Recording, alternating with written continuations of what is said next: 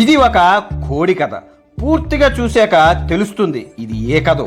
ఒక పెద్ద చెట్టు పైన ఒక కోడిపుంజు కుక్కు ఉండేది. హ్యాపీగా జీవితం గడుపుతూ ప్రతిరోజు తెల్లవారుజామునే లేచి కొక్కరో కో అని కూస్తూ అందరినీ నిద్రలేపేది. ఆ చెట్టు కిందే ఆ అడవిలో ఒక జిత్తులవారి నక్క మాయా ఒకటి ఉంది. అది కుక్కుని చంపి తినేయడానికి చాలా సార్లు ట్రై చేసింది, కానీ వీలు కాలేదు. ఈసారి కొత్త పథకం వేసింది కుక్కుని తినేయడానికి.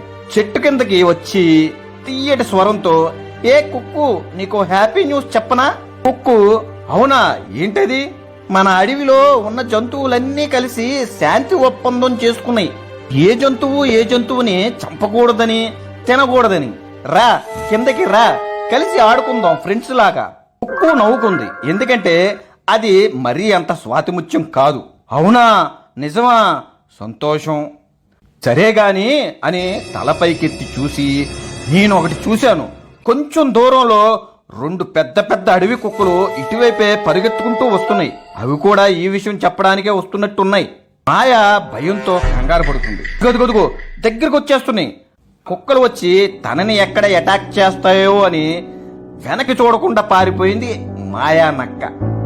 కుక్కు పెద్దగా నవ్వుతూ, ఎవడైతే ముంచాలి అనుకుంటాడో ఆడే మునిగి చస్తాడు.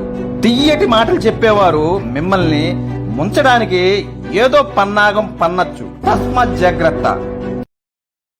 Download ShareChat.